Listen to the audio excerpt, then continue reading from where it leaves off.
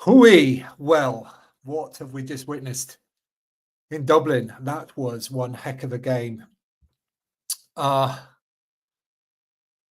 Final whistle just gone at the Aviva, and it's Ireland 27, France 42. As usual with these lives, we'll start talking about the game itself around about the 4-minute mark.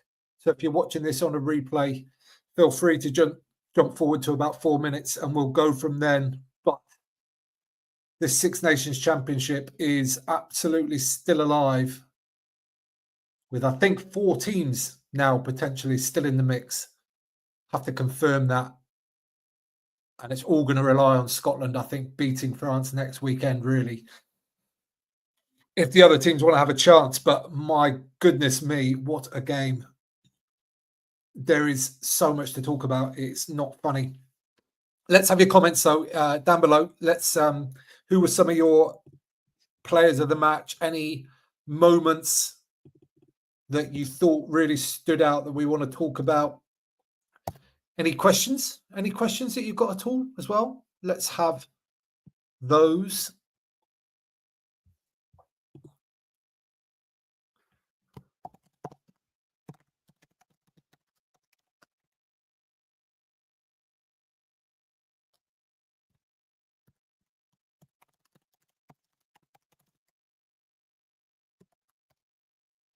And let me know what you're drinking. This is a new one for me. Castell Pilsner. As I said, France winning 42-27. Quite a remarkable game, really. It was bubbling away in the first half, fizzing almost. And at one point I wrote down, remember to breathe, because I kind of stopped. I realized I'd stopped breathing for a little while. It was that tense.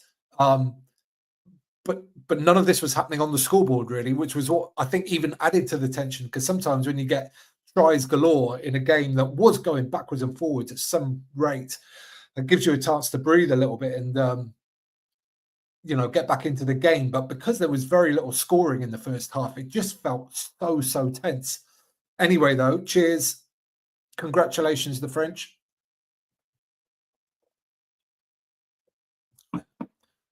And commiserations, of course, to the Irish as well.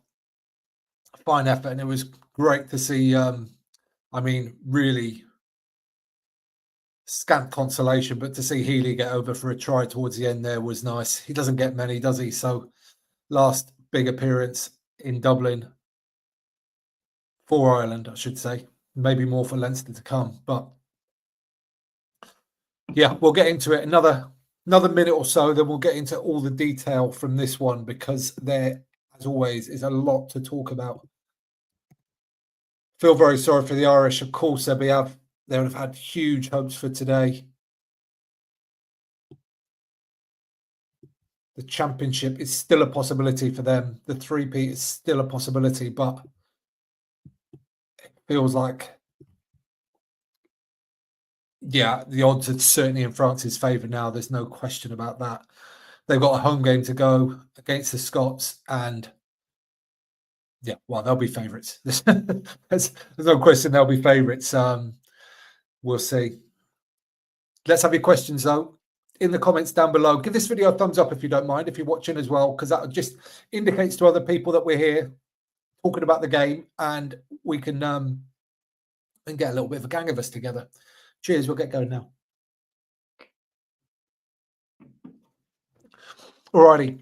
I was concerned pre-game that we might end up with some sort of midfield chess going on, potentially, because both teams have been a bit like that this championship at times.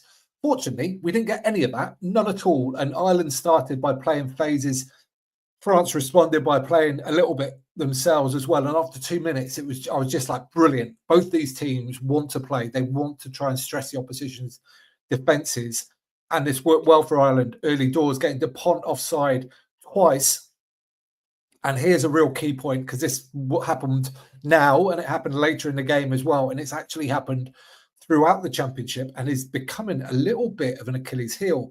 Caelan Doris was charging over and got held up. Now, it is a skill for the defenders, and the Irish I think held one of the French up as well later, maybe. I can't remember now.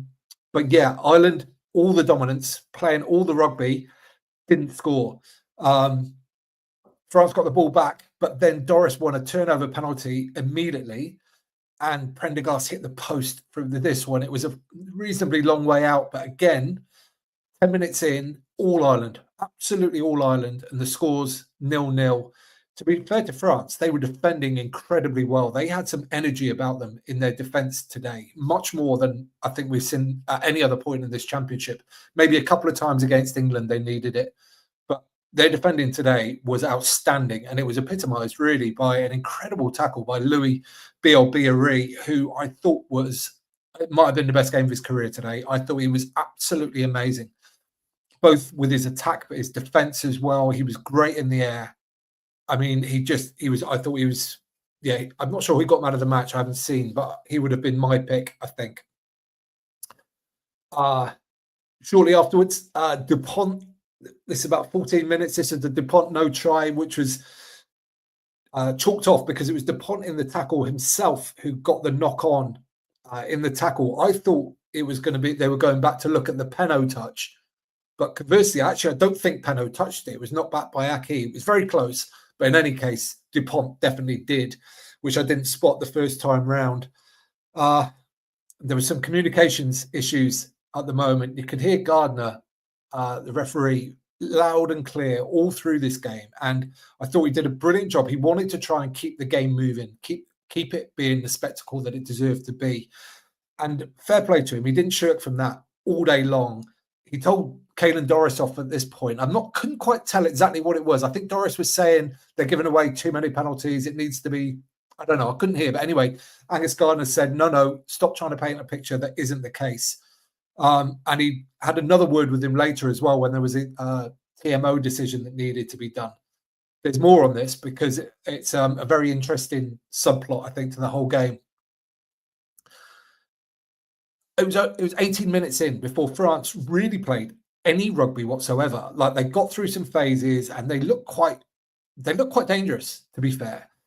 But very noticeably, when they went to the width, the winger that was on that side, or supposed to be on that side, wasn't there. Now, their wingers always work off their wing, but when they go back the direction that they're supposed to be going, they're often there. And I thought quite often today they weren't in that first half when they had the ball. So they probably missed a couple of opportunities. But what also stopped them getting opportunities was Caelan Doris, who for the first 20 minutes of this game, as a minimum, was absolutely unbelievable, especially at the breakdown. He won 3 turnovers in the first 20 minutes. It was quite an incredible game from him. He's just so quick into the ball and so accurate with what he does. I thought he had a brilliant game on the ground. 20 minutes, Bielbiarri got off down the left-hand side, chipped it through, and Joe McCarthy, just a rush of blood to the head. Ramos had passed the ball to Bielbiarri. McCarthy then just grabbed him by the back of the shirt and threw him to the ground.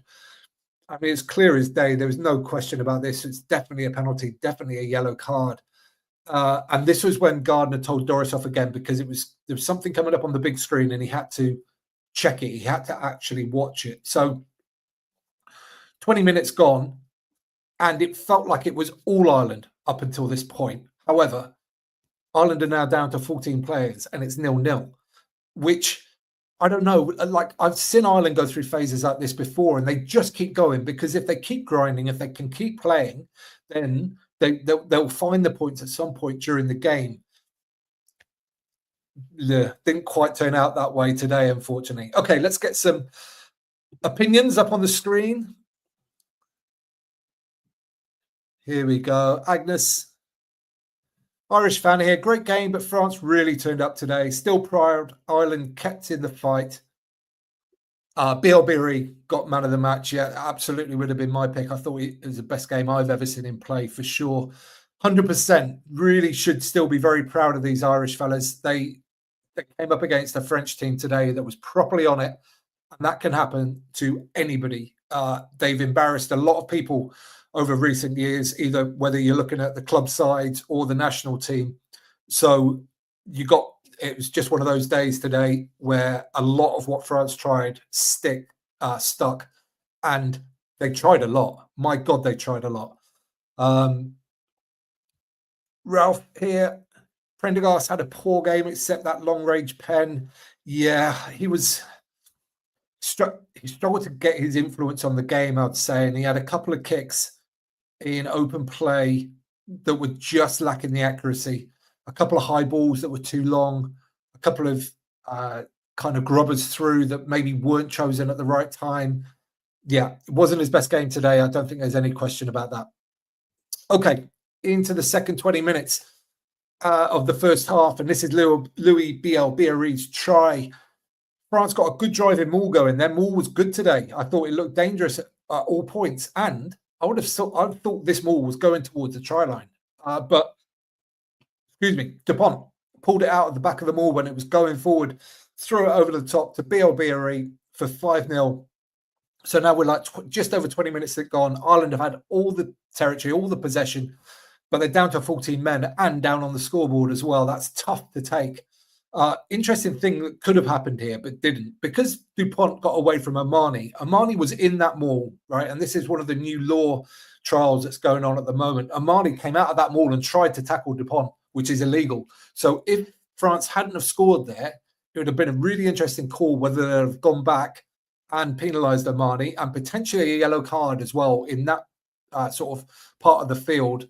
Possibly, I don't know, but it didn't come to it because France scored anyway. And shortly after that, I think is possibly the most crazy bit of the entire game when France was scrabbling back inside their own 22.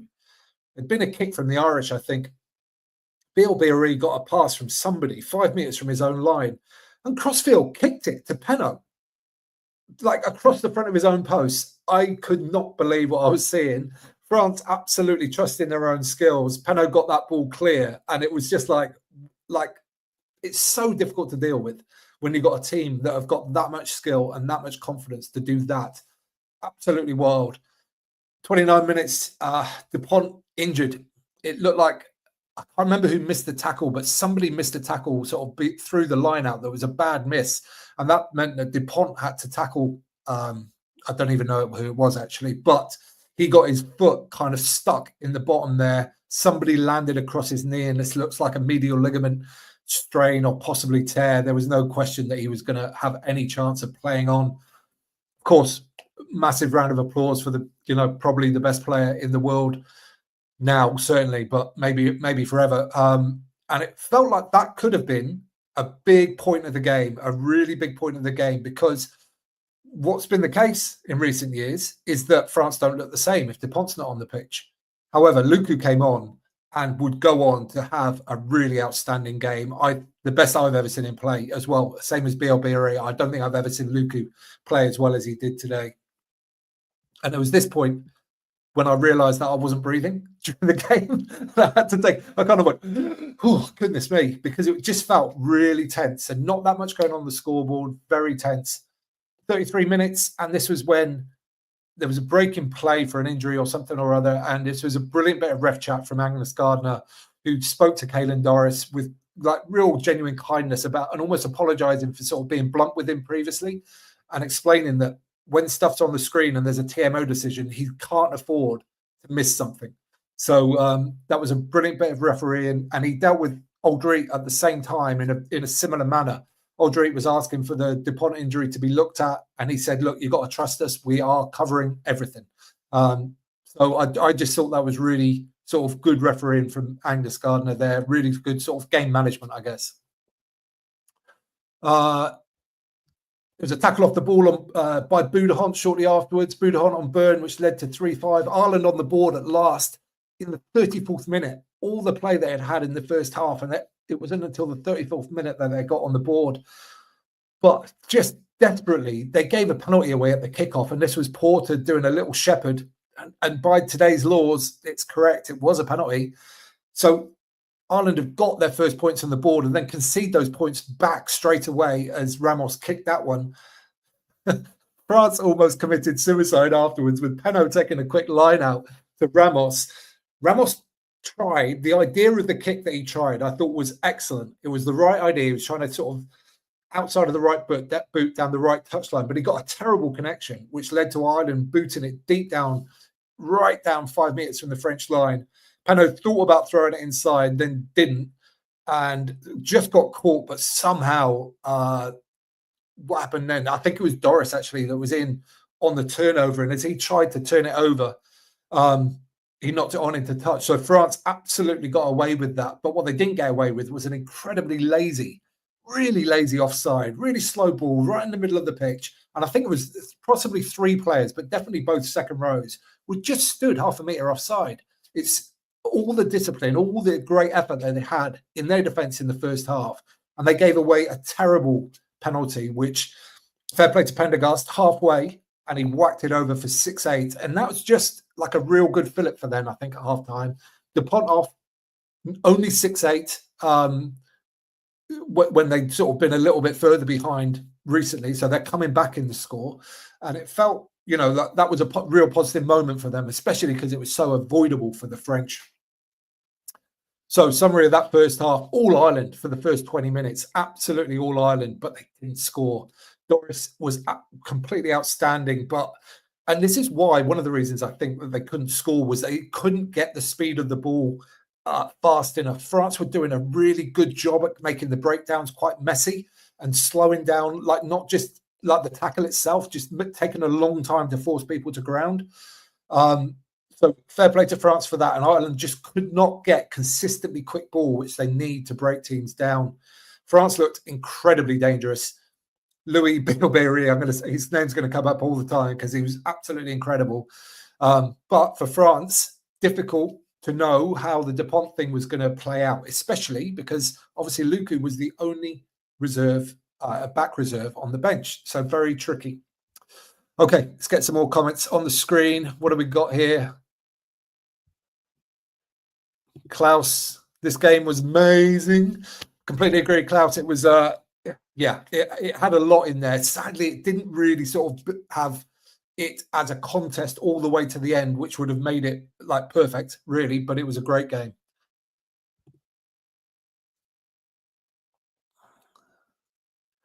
Patrick, I know this will sound like sour grapes, but 2 of the French tries should not have been given. Which ones, Patrick? Let me know.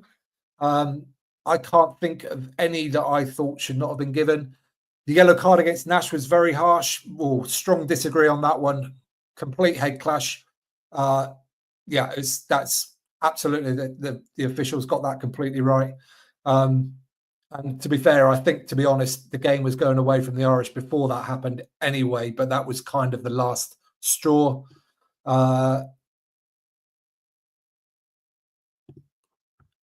Black and Willow, Irish fan, brilliant game, though gutted. F. I'm not sure what the F means. We got another person for man of the match here. Greg XY says Gross should be the man of the match. He did have a very good game. He is so mobile, isn't he, for a loose head, and just powerful as well, really powerful. Ralph Luku was superb, and he was part of the French side that really went through a rough few years under Guy Novès. Yeah, character building. Okay, let's move into the second half, because if we're not careful, it's going to be time for Scotland Wales, and we don't want to miss any of that one either, because that's going to be a very interesting game, I think. Start the second half, and Ireland just started to win some aerial battles. They were edged the aerial battle all day, but right at the second half, they got loads of good wins, and Keenan was really key in that. He was brilliant in the air today. There was that led to a penalty against Gross. Can't remember what that was for, but a line-out drive led to Sheehan getting over triumphantly in the right-hand corner, as we've seen so often from him, a try-scoring machine. Also, Prendergast with a conversion for the touchline, and this felt big. 13-8, like gone through their problems in the first half and not scoring when they had opportunities, but they come out right at the second half. They scored the last points of the first half, the first points of the second half, and from 3-8 down, they're now 13-8 ahead, and it felt massive, but oh my God, France came back so strong. Like immediately, they just got into a wave of almost like swarming attack.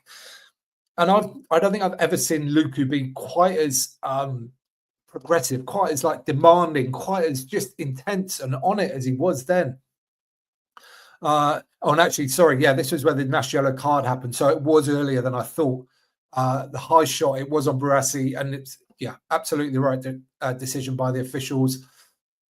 Also, in this same move, there's a lot here for them to unpack. And fair play, they went through it step by step, and I think they got everything right because Boudehont eventually scored, but the ruck before, I think it was Flamont, went through to clean the ruck, and Omani was stood there, and it over the ball, both players there. Flamont went in to clean him out. Omani tumbled over backwards. Flamont took his arms away, said, "Look, I'm not holding him. I'm not doing anything.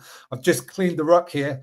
Omani, though, went off his feet, and that left Gross to go through, offload, one more phase, and Boudehont scored. So awful for Ireland to get back in the game, score 10 quick points, and then just lose the lead immediately afterwards, essentially.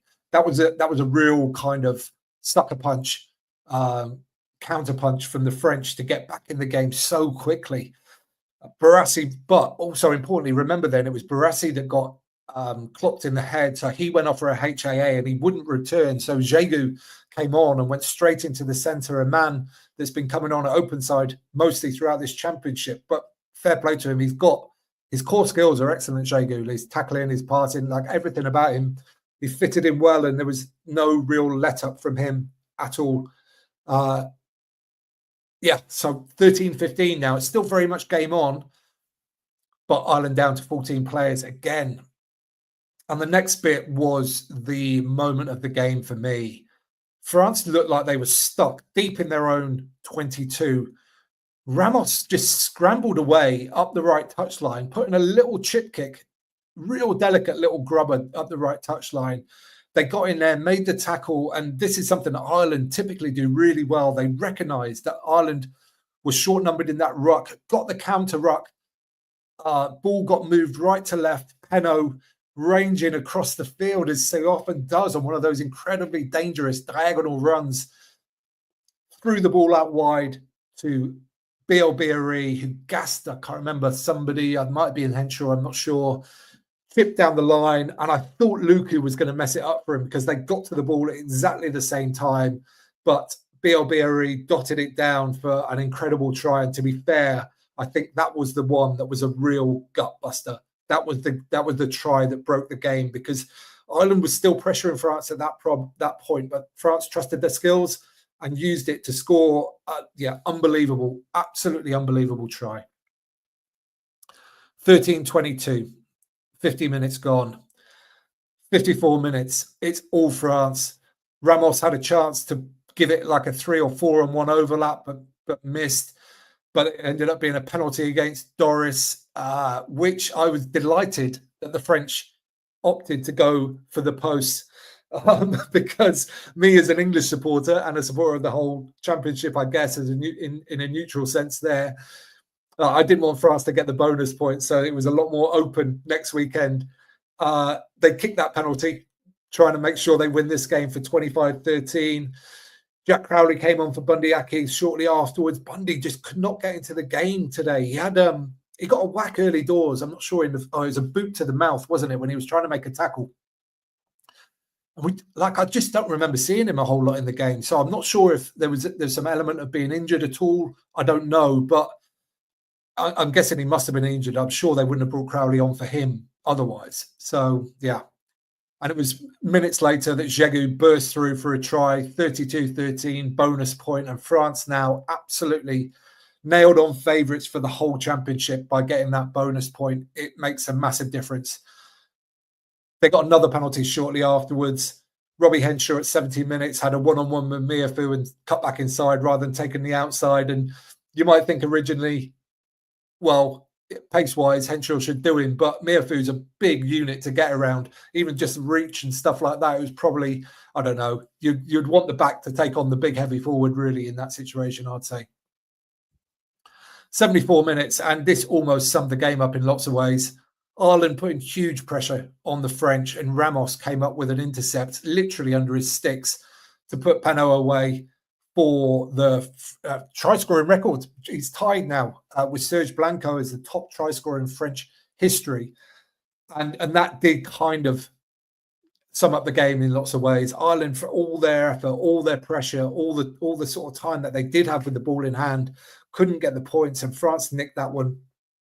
2 late tries for the Irish. Brilliant for Cian Healy, brilliant for Jack Conan on his 50th, but it didn't get Ireland the bonus point, which I don't think it's going to make a difference next week, but you never know. They'd have definitely wanted it if they could have got there, but it all ran out of time, just too late for them, and France were worthy winners. There's no question about that. I don't think anybody saw this game going quite the way this did. You can't predict these games. Like, it's really tough. I think we all thought it might be a bit high scoring, but I don't think anybody thought that one team would really get away from the other one quite like the French did today.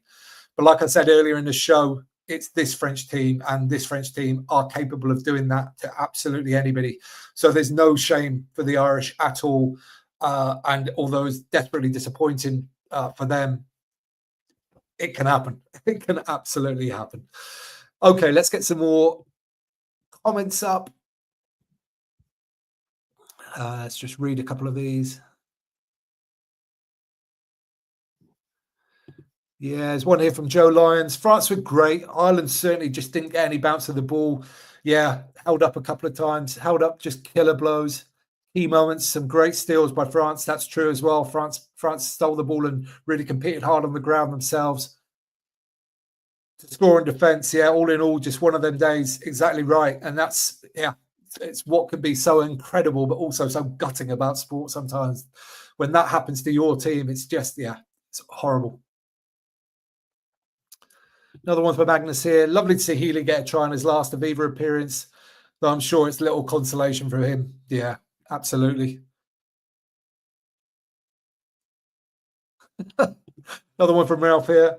Agree about Aki. Boot to the face. I thought he lost his teeth, but my eyes, that was not great. Yeah, I tell you what, Ralph, mine's going as well, truth be told. But 5 minutes till kick off in the other game. So we'll leave this one here. Thank you so much for being with me, everybody. I really appreciate it. If you could give a thumbs up before you go, it'll help other people find it going through the rest of the day and evening and coming days and weeks. Subscribe if you haven't already. That really helps me. I'd appreciate that as well. And there's more things down in the links as well. Penultimate weekend of the championship here. And this was an epic game. Absolutely epic game. I'm feeling exhausted already, and it's only one game down. Let's go and enjoy the next one. Thanks for being here. Peace. See you later.